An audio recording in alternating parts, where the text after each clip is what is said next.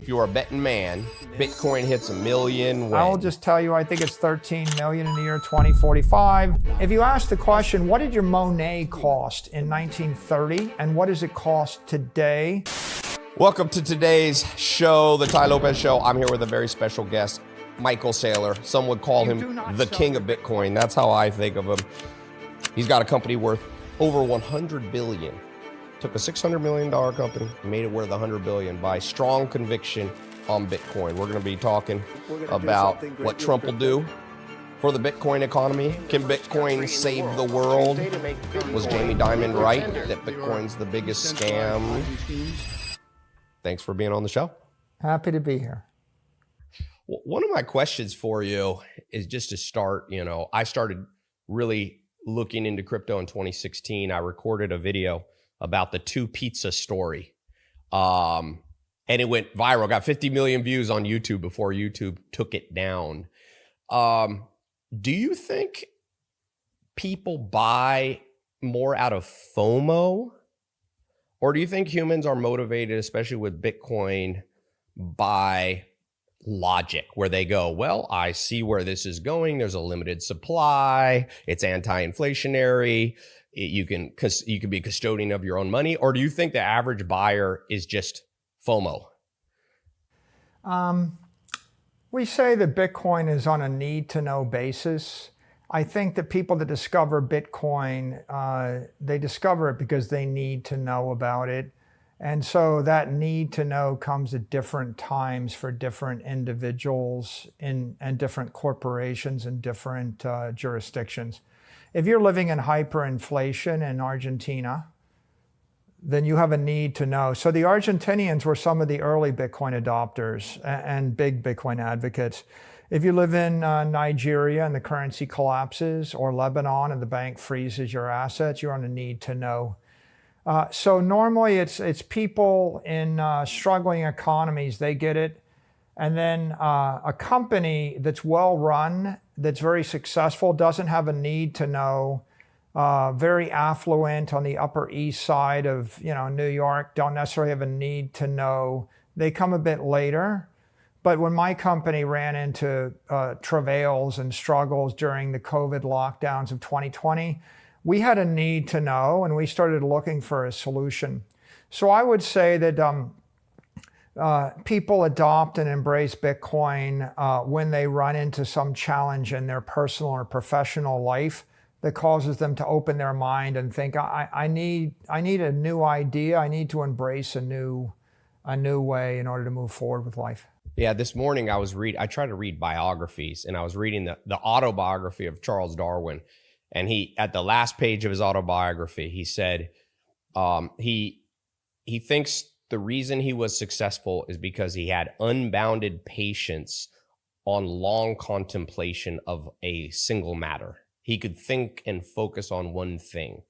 It seems like you're that guy with Bitcoin. Like, you've been thinking about it, living and breathing it.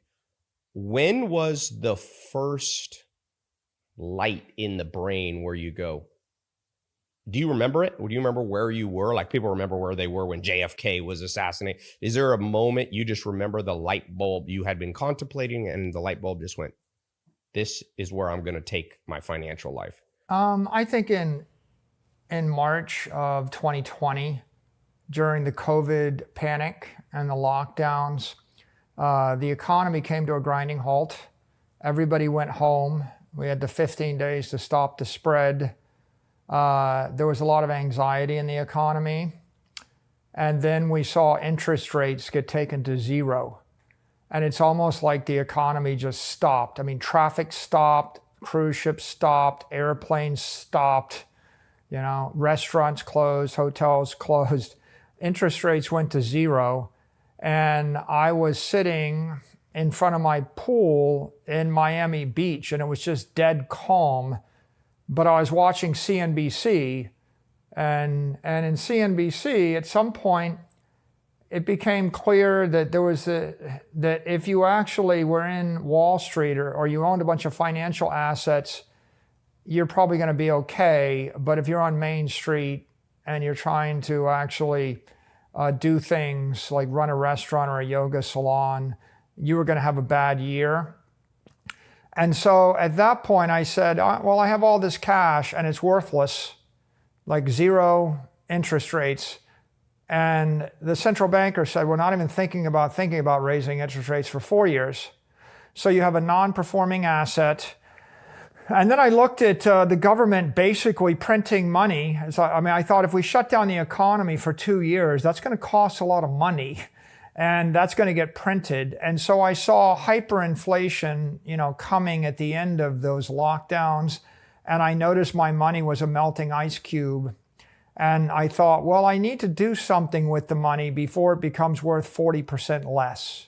And that's the point where I said to a friend of mine, so tell me about that Bitcoin thing again. So to be clear, that's an interesting story, because I feel like the number one reason people don't get into crypto or anything is they think they're too late. But what you're saying is really you only had the aha moment 4 years ago. I think when I was thinking about it, it was 4,000 or 5,000 a coin for Bitcoin. And when we started buying it in size, it was in the mid 9,000s and 10,000, 11,000. And it's 10x since then. But to be clear, the brilliant idea of Bitcoin is digital property. It's cyber Manhattan. I've created a city in cyberspace that's 276 blocks wide, 276 blocks high, 276 blocks deep. You're buying 1/21 millionth of all the money that there's ever going to be in cyberspace. And one day, the 8 billion people are going to want to put some of their money there.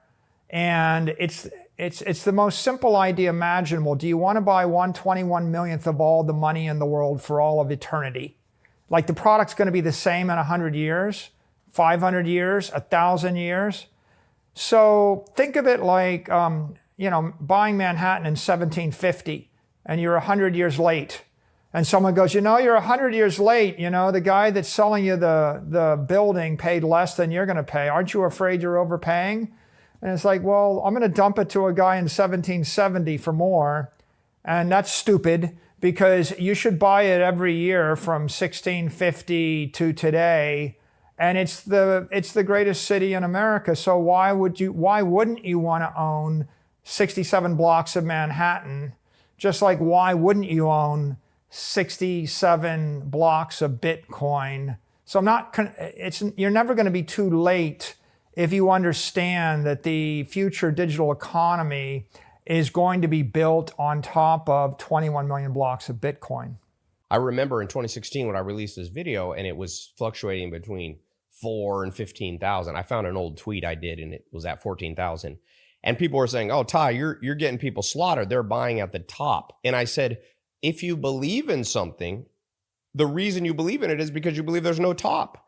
So, I said about 8 years ago, I said, my guess, I don't know if you remember when John McAfee made a bet. I think he said, if Bitcoin's not at 1 million by 2020, I'm going to cut my penis off. I told all my friends, never bet a body part on anything. but I said, I think it'll be at 250 grand by 2025, 2026. Part of the reason is the old hands have to flush out. I know people that got Bitcoin at $300, $1,000. As the rise comes to 100 grand, which it recently hit, it just becomes such a big temptation. The old hands flush, push the price back down. But inevitably, now you have a new hand of buyers that bought in at 100. They're not going to sell till it hits 200.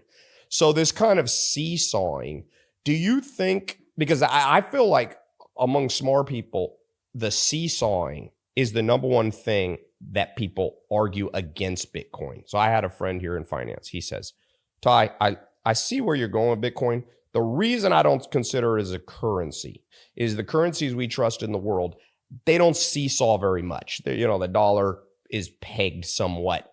Now with Joe Biden, it changed. But what's your counter argument to people say, yeah, Bitcoin's good, but it's too speculative. It moves in 1 year from 15,000 to 100,000. What's your counter? I think the important thing is to understand it not as a digital currency, but as digital capital. Money decomposes into currency, which is the medium of exchange, like the peso, the ruble, or the dollar, or capital, which is a store of value, like a Monet painting.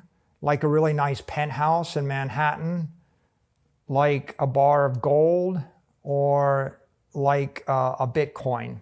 And so if you think of it as currency, you get really confused because you want to buy coffee with it. But the truth is, no currencies are good stores of value. You wouldn't want to hold $1 million of dollars or pesos or marks or francs or yen or anything for 100 years. Right. But, if you go and you ask the question, what did it cost for an acre of land in Manhattan in 1900? What did it cost for an acre of land in Palm Beach in 1900? I live in Miami Beach. The land that my house is on was $10,000 an acre in 1930. Now it's $20 million an acre. Yeah. Okay, so if you ask the question, what did your Monet cost in 1930 and what does it cost today? The point really is the people that bought Palm Beach or Hampton's real estate or Monet's or they want to buy Bitcoin, those are not speculators. It's not a 4-year. If you bought a Monet in 1913, and if you had to sell it in 1916 in the middle of World War I mean, maybe you sold it at a loss, but you're an idiot, right? Because 100 years later, it's going to be worth somewhere in the range of 100 to 1,000 times more money. So you should think of it as scarce, desirable property, something that a government can't make more of. I mean, the reason that Palm Beach real estate is valuable is because the government can't make more beachfront in Palm Beach, and they can't. The reason that dead artists are more valuable than live artists is you don't want the artist to make any more paintings. You want the Vermeer to stop painting. You want Da Vinci to stop painting. So you need a cap. It needs to be something which is scarce. It needs to be desirable. And Bitcoin happens to be the most desirable global capital asset. People are buying it because the alternative is to buy a building in Africa, or to buy a bunch of land in Siberia, or to haul a bunch of gold bars, in their car across a border, or to worry about someone spilling coffee on their Van Gogh.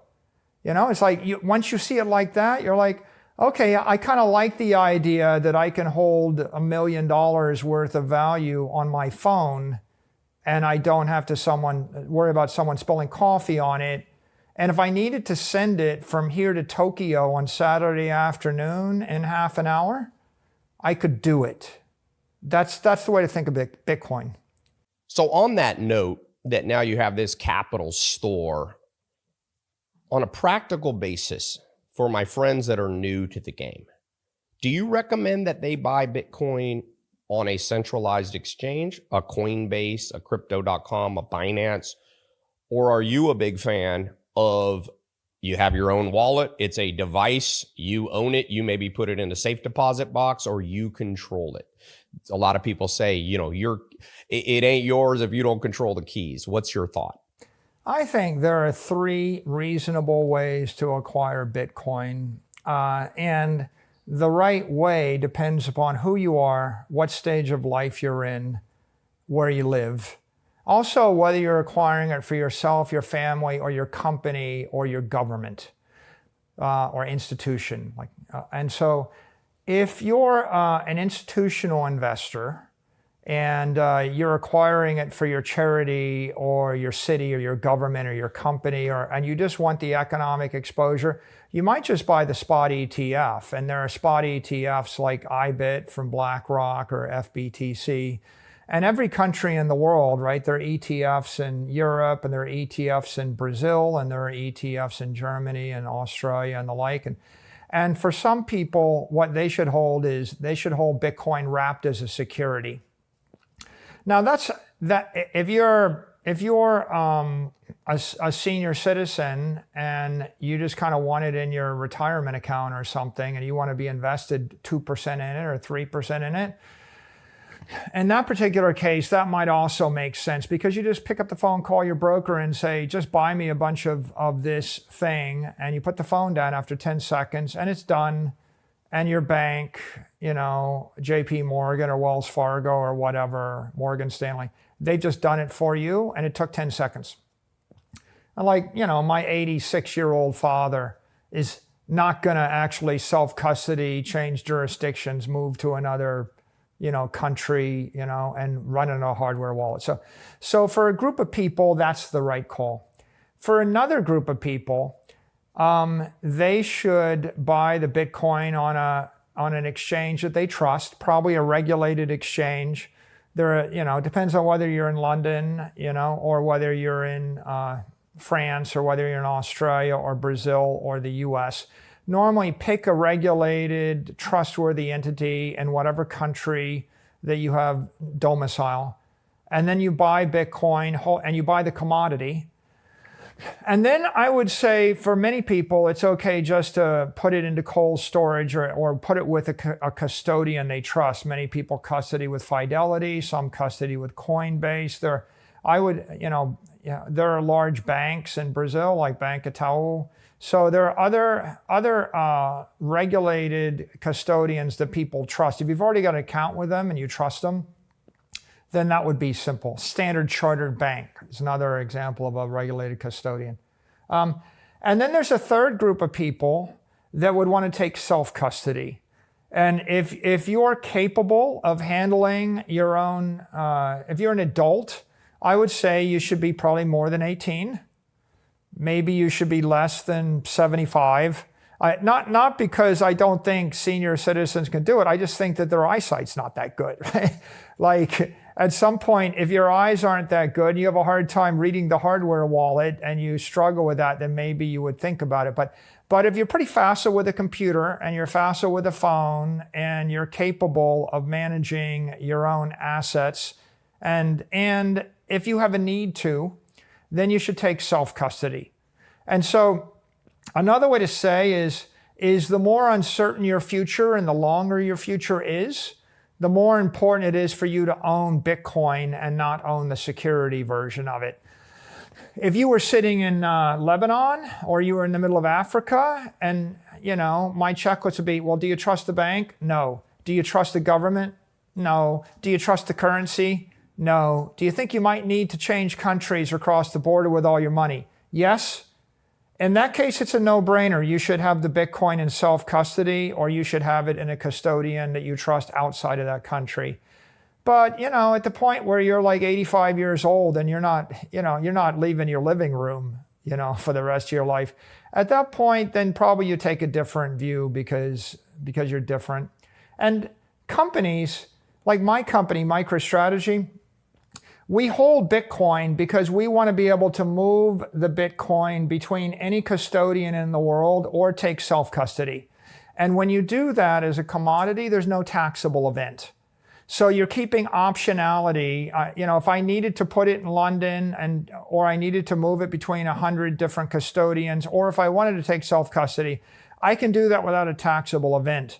I wouldn't hold the security, because right now securities law in the US and the treatment of Bitcoin ETFs is you would have to sell the ETF, take a taxable capital gain, and then move the cash and then repurchase somewhere else. And that's a inefficiency of the current market structure. It might be cured if we get to in-kind create and redemption of Bitcoin ETFs, but right now it's an inefficiency.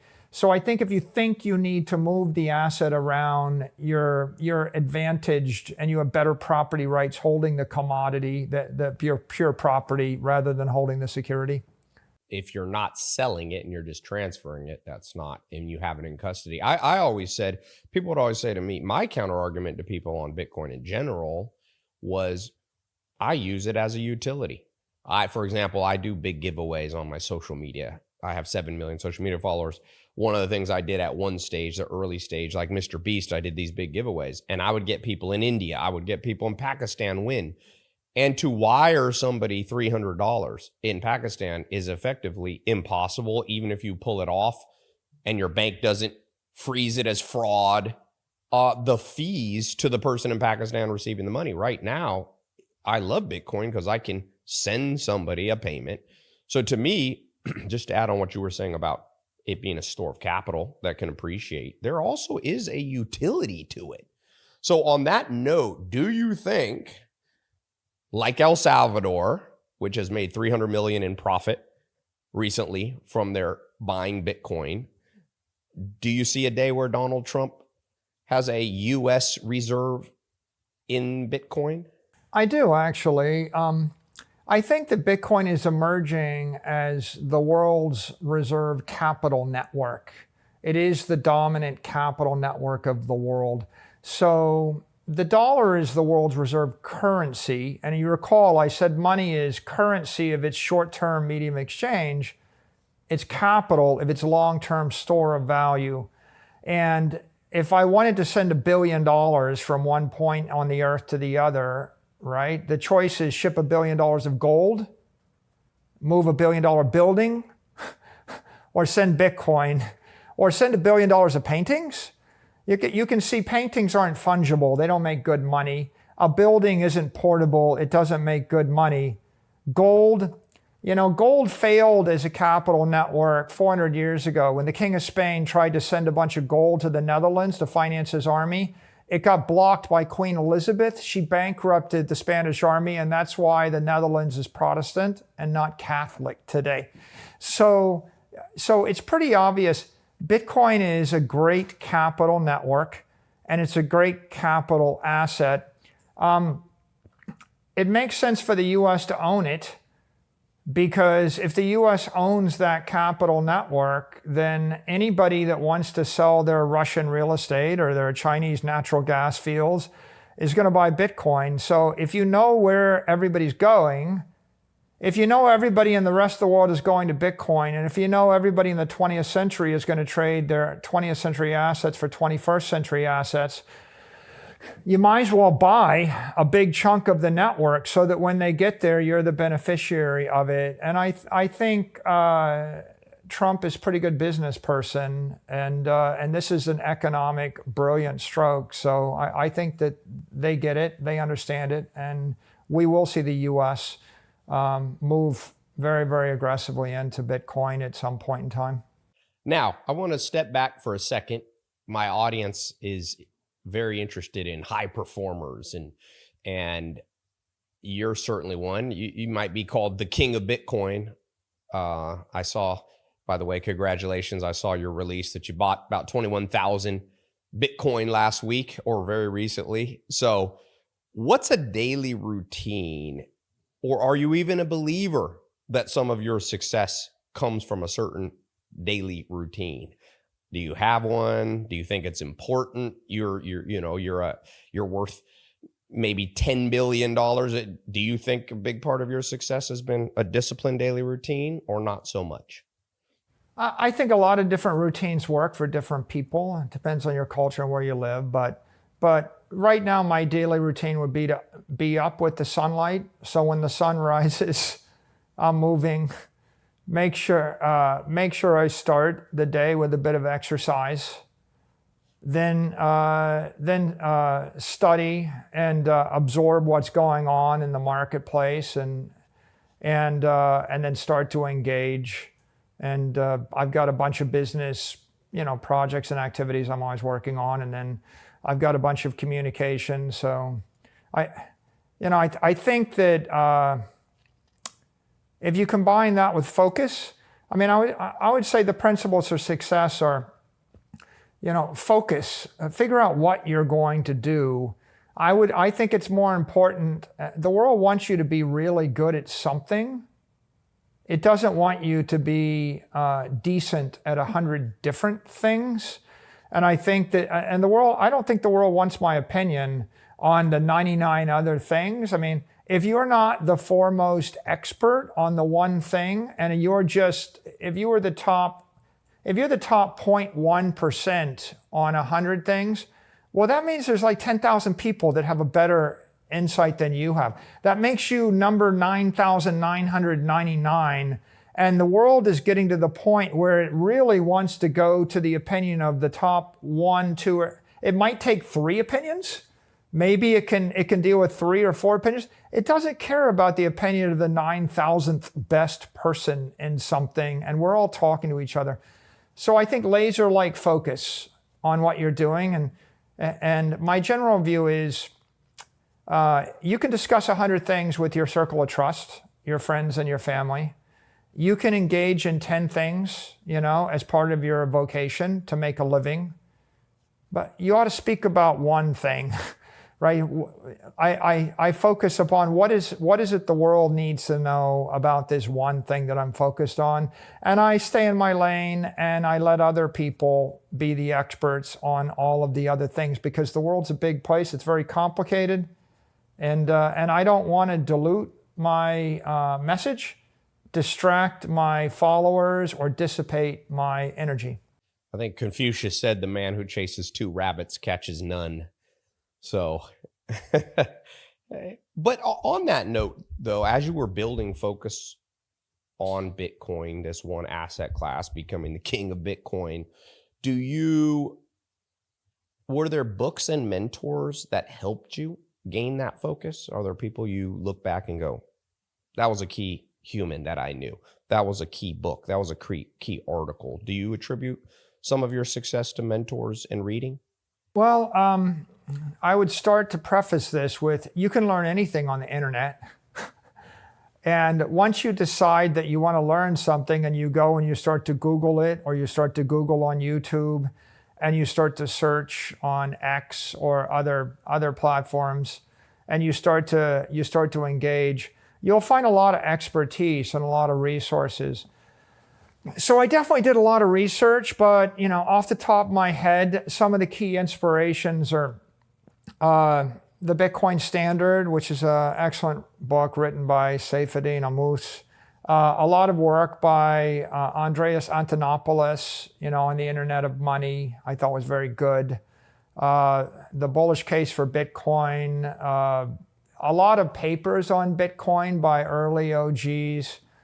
And then start to speed watch all of the Bitcoin podcasts, and then start to dig into all the literature. I mean, there's, eventually I end up, going through 4, 5, 6 different courses on Bitcoin and watching thousands of hours, or consuming thousands of hours of content. But if someone were to ask the question, how do I come up to speed on Bitcoin? I would say, just remember, Bitcoin is hope.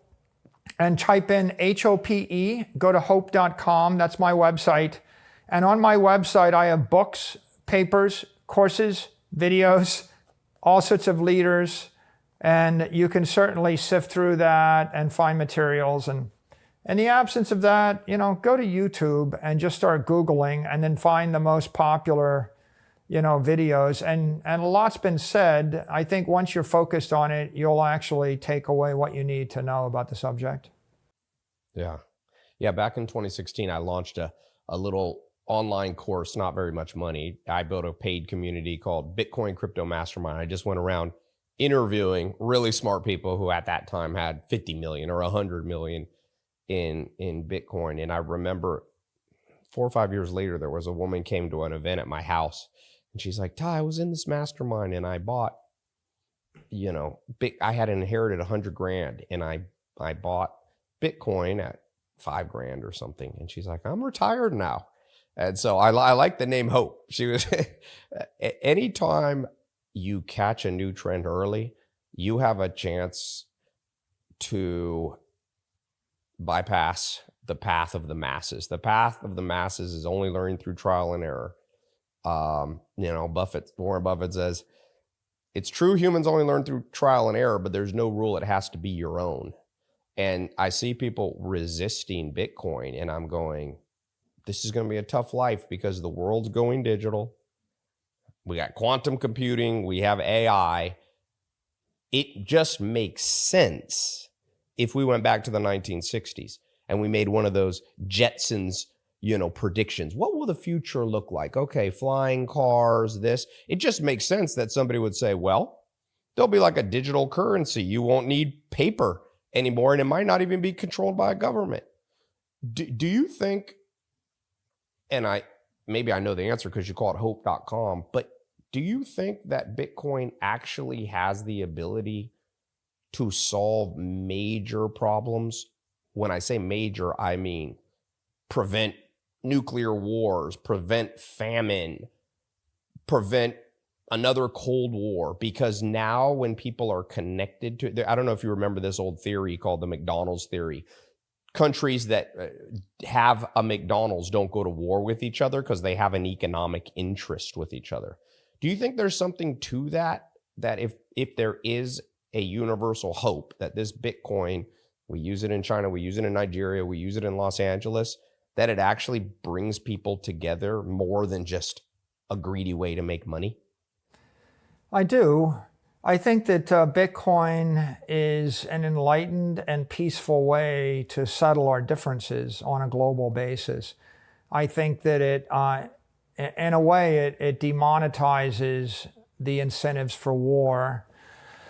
If a nation has the majority of its assets in land, you can simply take the land. But if a nation has the majority of its assets in Bitcoin, no amount of violence will allow you to seize their property because it's in cyberspace. So when your property is in your head or in your private possession, there's an incentive for hostile actors to negotiate with you. Whereas, if all your wealth was literally a bar of gold, I could just shoot you and take the bar of gold. I could even bomb your house and take the gold. The gold doesn't get destroyed. So I think that that digital property is a much better, a more secure idea than physical property. I also think that there's $900 trillion of wealth in the world, and half of it is in assets people hold. They hold it for some utility, like they want to use the house or the boat or the warehouse. But the other half of the wealth is just store of value. People just want to preserve their capital for long periods of time without degradation.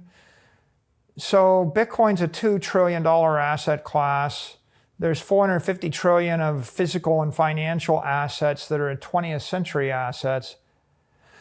Those assets are degrading due to war, due to inflation, due to entropy, due to chaos, due to competition, due to weather.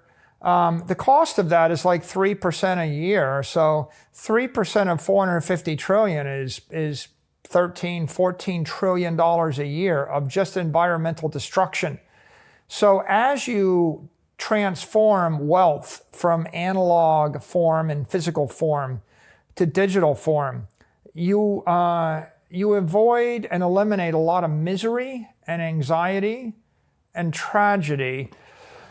And so Bitcoin is solving the problem of just giving us a more efficient way to preserve our economic energy forever. And if you think about a family, if I say to you as the head of a household, you're financially secure, you have enough money to provide for your family now and for the next 4 generations, whatever they might need. And then I say, well, how does that make you feel? And the answer is, I can take the long view and I can plan for my grandchild's college education, and if I said to you, well, you've got all your money in a bank, the bank just froze your assets, you won't be able to get it out. I'm not sure, you're gonna have to leave your house on Monday and I don't know how you're gonna eat, figure it out. Think about how that affects your mindset. And so I think that economic security has an impact on your mental health, your physical health, your your economic welfare, and then also your time horizon. And the really beautiful things in humanity, whether they're Notre Dame or whether they're a park or whether they're a great scientific invention, they're made by people that were economically secure that could take a long view of things. And Bitcoin provides that foundation to build a better civilization. Yeah, I was just reading all this news coming out about how big banks were just not giving people a bank account. People would wake up, their assets were frozen. I know a guy who came to my house about 5 years ago, beautiful family, kids. He woke up one day and all his assets were frozen. He ended up killing himself. It's a very tragic story. And I tell people who have money, don't trust central governments completely with all your assets. They've been letting people down since the beginning of civilization. When you centralize, absolute power corrupts absolutely. So there's a little clip. I'm sure you've seen it. Jamie Dimon, CEO of one of the biggest banks in the world. He says, in his opinion, Bitcoin's a scam. It's a Ponzi scheme. It's a shell game. Yes, it's going up in value because you can convince somebody else to buy it. Or I think Charlie Munger also said, Bitcoin is rat poison. He calls it the greater sucker theory. Yeah, it goes up because you find a sucker dumber than you to buy it at a higher price. But eventually they say the shell game will drop. What's your argument? Obviously, these are intelligent people who have made money. Why did they miss it? Why do smart people who have called many things correctly, why do they see Bitcoin and just go, oh, this is just a scam. There's no substance to it. What are they missing?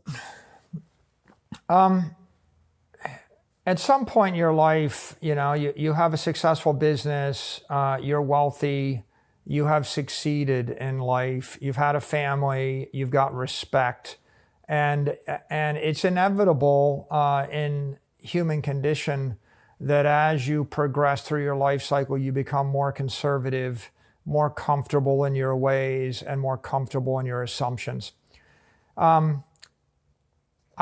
I don't think you can, as I said, Bitcoin's on a need-to-know basis. You can't expect someone at the end of their career who's been successful with a different set of techniques and technologies and systems of thought to embrace this one.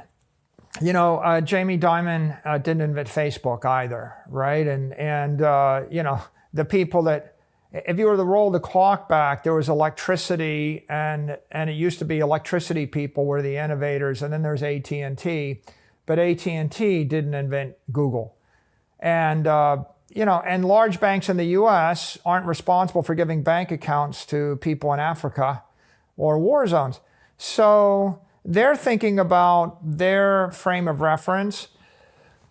He or Warren Buffett or Charlie Munger, they have their frame of reference, but they're not 20-something years old in Venezuela or Argentina watching their money melt down a toilet, right? And they're not fleeing from a war zone in Afghanistan or Iraq.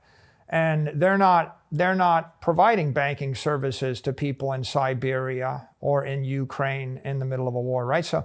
So I think that the people that embrace crypto and embrace Bitcoin, they're the new generation. 20-something wants a house, wants a family, wants a life, wants respect, wants to make their way in the world, wants to make a successful career, and wants money. They don't have it.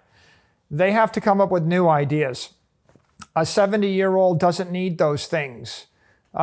Led Zeppelin picked up electric guitars, right? And they created rock and roll, and it wasn't a 50-something classical musician in Carnegie Hall that did it. Even though that musician was probably a genius. You could be a genius. You could be the best musician of your generation. But the point is, it's the 19-year-old that's going to grab the electric guitar and do the new thing. So you're seeing the millennials, the Gen Zs. You'll see people that are of a new generation use new tools and create brilliant new things. And if you're sitting around wondering why, waiting for an 85-year-old at the end of their life to tell you why it's a good idea for you at age 18 to pick up a guitar or to tinker with electricity, or to program your computer, right, then you're probably the wrong idea, because it's not their job to innovate and create the future. They won't be around to see it. It's the future is for the young and for those who have a need. And necessity is the mother of invention. People who don't need it, if you're the head of a bank, if you're already a billionaire, it's like, you're one of the few people that it's interesting. You have this openness to new experience. I'm very interested in people's families, without going too deep, but parents, grandparents, uncles. Do you have this in your blood? Were there innovators? Were there pioneers? Were there people who took big bets, big balls? Is that in the bloodline? I lived on Air Force bases my entire life, and I traveled all around the world. And so I think that was a really good formative experience to see the world. My family also, they taught me to read. I mean, they used to encourage me to read a lot, and I read hundreds and then thousands of books, and I was inspired by especially science fiction. Robert Heinlein and Arthur C. Clarke and Isaac Asimov, and from a very early age in elementary school, I was thinking I should go to MIT and build spaceships because that's what the hero does, and have spacesuit world travel. So I think that helped. And then I think when I got to MIT, I met a lot of extraordinarily well-educated people from good backgrounds. And then I encountered some great professors. And I remember one professor walking out saying, I just talked to NASA. This tile fell off the space shuttle. They don't know why it burned off on reentry, but they want to figure out how to fix it. What do you think we should do?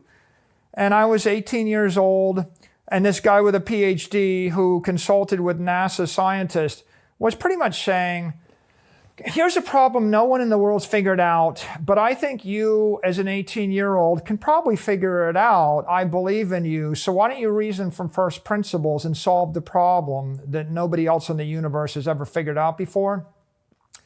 And that gave me an extraordinary amount of confidence. And so I think my upbringing did help. And I think the idea of having that education and encountering those role models where they pretty much say, figure it out for yourself from first principles. Here's the tools you need. And other people have done it before, and we expect you to do it too. I think that really catapulted me into my career. Okay, I have a question from a follower. Michael, you've got many billions to your name. How does it feel to be a billionaire? The best thing about it is that you're able to get the attention of people that you can help, right? Sometimes whether it's a corporation like Apple Computer or Tesla, they might respond to your tweets. They might notice you. The ability to go on television and explain to people. If Bitcoin's crashed from 66,000 to 16,000, I get the ability to go on TV and explain that it's okay.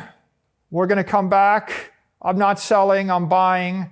And I meet a lot of people around the world that say, I was really stressed out, but you gave me hope and you helped me get through a difficult time.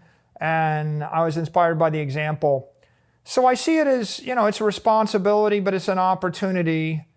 And, if you say an intelligent thing and 3 people around the table nod, you help 3 people. But if you can say the same intelligent thing and help 3 million people, it feels pretty good.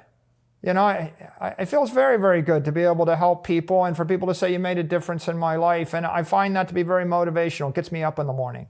With much power comes much responsibility, they say. What's your favorite social media platform now? What's the one you're like, this is the one I like, I go to here? TikTok, they say, may be banned. TikTok's had a lot on Bitcoin and crypto. YouTube, where do you go? Most of my thoughts and engagement is on X. So okay. I post a lot of stuff on my X account at Saylor, Saylor.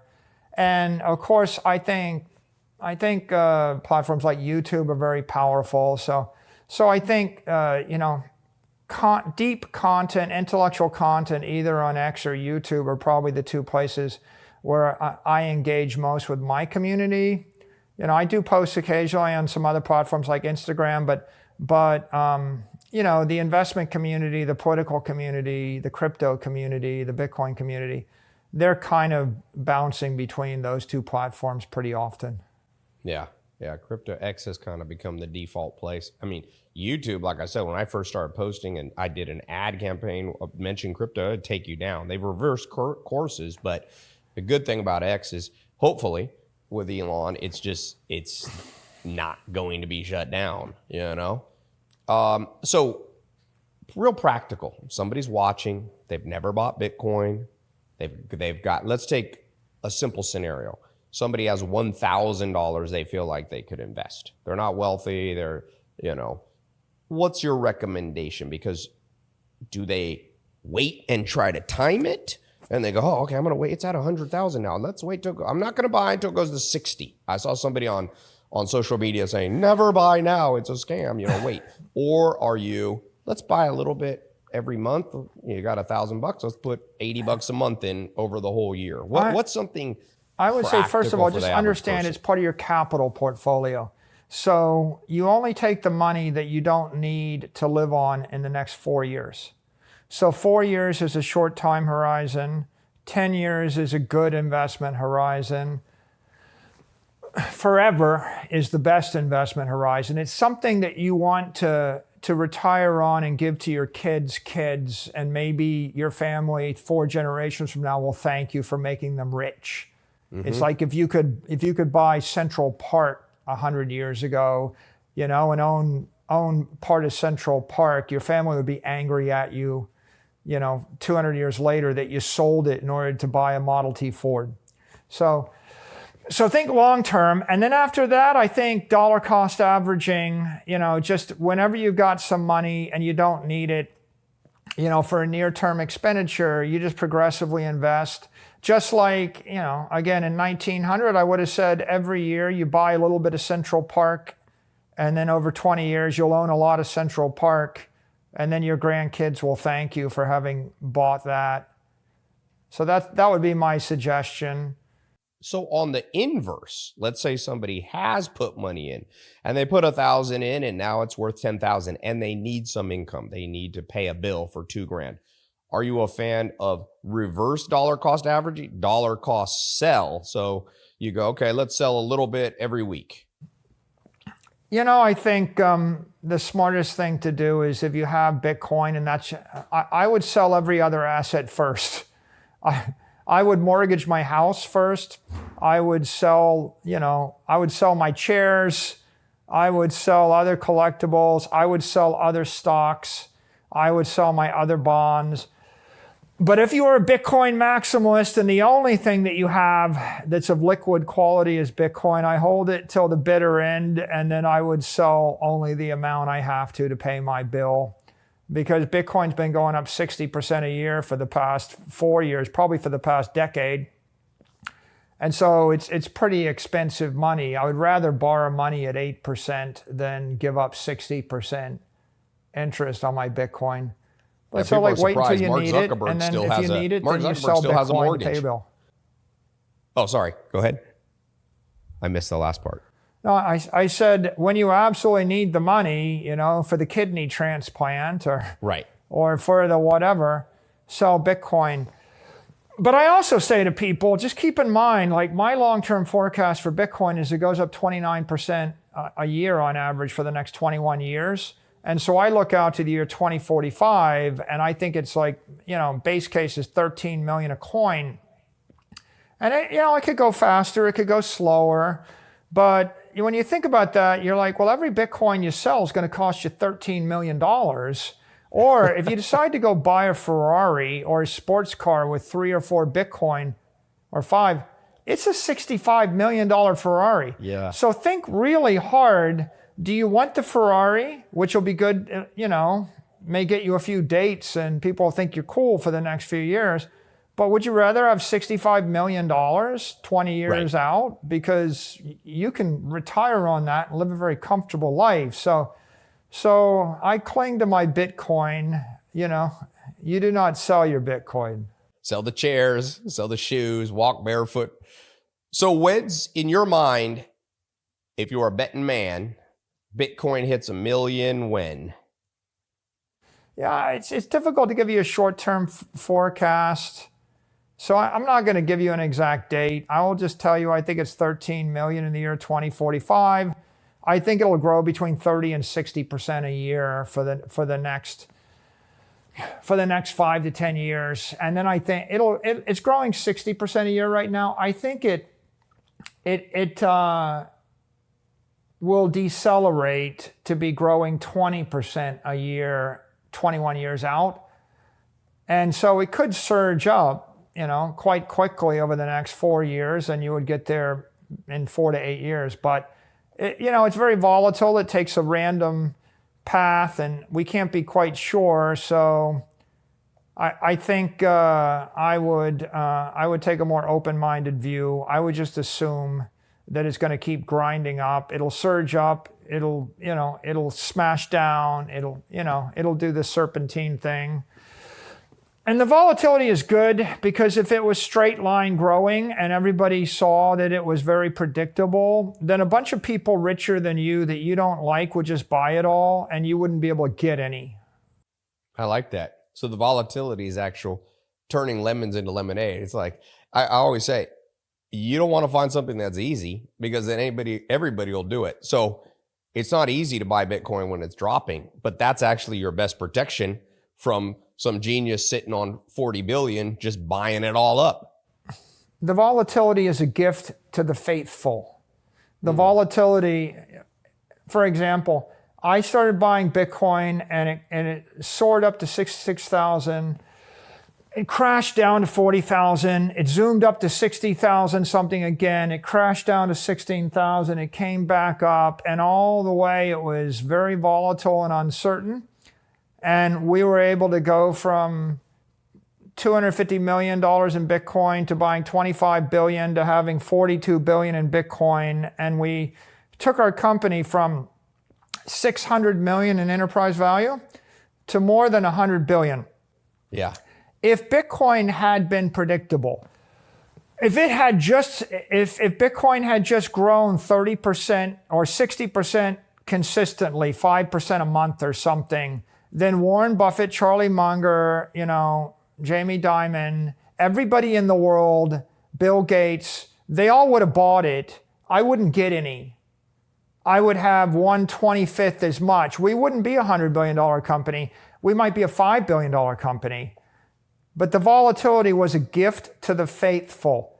It scares away the tourist. It scares away the lazy. It scares away the people that are already conventionally rich, that have all the money. If you're a 20-something or a 30-something and you're willing to do the work, if you're willing to spend 100 hours or 200 hours, if you have more time than money, then the volatility of Bitcoin is a gift to you. If you have more money than time and you're arrogant and egotistical and you just pick the obvious, then if the volatility goes away, you buy Bitcoin. If people in the rest of the world knew what I know and they understood and they agreed with me, Bitcoin would go to $10 million tomorrow. And if Bitcoin went to $10 million tomorrow, I want you to think about how you would feel and how your viewers would feel, because you would lose 20 years of stacking opportunity during which you get to buy at less than $10 million. So the difference between $10 million and 100,000, that's what you give up if the volatility goes away and people start to agree with you. So I'll end with just one thought, which is, in my life, I've made a bunch of very successful investments. I bought Facebook, I bought Apple, I bought Google, I bought Amazon, I bought Bitcoin. And there's a simple formula if you want to make 10x your money or even 100x your money. And this is the formula. Find something in the world everybody needs, nobody can stop, and few people understand. And if you find that, if it's like obvious, Amazon, Google, Facebook, iPhones, Bitcoin, digital capital, digital money, digital photos, digital relationships, digital video, if it's obvious and nobody can stop it, but you go and you talk to a bunch of people with more money than you, and they're older than you, and they're more successful than you, and they all say, I don't get it. I don't get it. Okay, at that point, the cowardly response, the loser response is, well, a lot of people told me to give up on it because they don't get it, so I won't get it. And the right response is, I'm going to study it and decide if they're wrong, and I'm going to make a decision for myself. And if I got it, if I bought Amazon when Wall Street hated it, if I bought Facebook and Google and Apple when Wall Street hated it, if I bought Bitcoin when Wall Street hated it, then I'm getting rich. Charlie Munger did say you get paid it said, wasn't for the stupidity of other people, you wouldn't be able to get rich. And when it comes to Bitcoin, whether it's the guy who bought two pizzas for because he didn't understand the Bitcoin that was in his possession. And he said, now that is worth over $1 billion. So he has two pizzas worth $500 billion. It's just, and so I tell people, catch trends early. Don't be a skeptic. Skepticism is the killer of hopes and dreams. And then, like you said, or maybe you didn't say it, but when I think of you, I think this guy's got balls. The whole world is saying, oh, yeah, and you really get paid in proportion to your courage too. So let me ask you this last question as we wrap up. Do you think courage is genetic? Do you think you built it? You used to be more scared, and then over time you learned it's like a muscle. Where'd the courage come from? I think it's one part courage, it's one part conviction, and one part clarity. But the conviction comes from the clarity, and the courage comes from the conviction. And at some point, if you've done the work, then you have the conviction. And if we go back and look at the history of the human race, there's a dude running through the forest and sees a lightning strike, and he sees the tree on fire. And at that point, you either run away from the fire because it's scary, or you go and you stare at it and you take a bough and you capture the fire and make a torch. And if you're a little bit smart, you keep a fire for yourself. And if you're a lot smart, you think, wow, I'm going to create a bonfire. I'm going to sell fire. I'm going to go take it and carry it from tribe to tribe and from place to place. And I'm going to use it to cook food and scare away animals and clear the forest. And maybe one day I'll make steel. Or maybe if you're Henry Ford, you'll put the fire in an engine, put it in a car, and give humanity wings, right? Right, that's the human condition. Are you going to run toward the fire or away from the fire? And, people define themselves in that way. I'm not the first guy to decide, to look at fire and decide I'd like to commercialize it. Henry Ford did it, Edison did it, John D. Rockefeller did it. Everybody throughout human history that you admire, Madame Curie, it's like, that's radioactive. So here's an acid test. If I tell you it's radioactive, do you think I'm going to run away from that? Or do you think I can create a nuclear reactor and create unlimited energy forever? Right? And the engineers think I'm going to harness energy. I'm going to harness volatility, right? And I would just say I'm not the only engineer in the world. I'm inspired by a lot of engineers that came before me. I feel very fortunate that I was given the opportunity to harness digital energy and put it in the hands of other people. Yeah, I'd leave people with, on that line, what one of my mentors, Alan Nation, said. He said, Tai, never be the first or the last to try a new idea. So you've been on the fence with Bitcoin. You don't want to be the last. And if you are somebody who says, well, this thing could go to 13 million in 2045. Let me sell the suit. Let me sell the Ferrari. Let me grab one of these Bitcoins. One day you might look back on this podcast and go, this Michael guy was onto something here. Never too late. So thank you so much for being on the show. For people that want to hear you, Saylor, at Saylor on X, Twitter, or hope.com, or where's the best place? Yeah, go to hope.com. You can find my personal website, michael.com, or you'll find me on Twitter, at Saylor, Saylor. Thanks so much. It's a pleasure.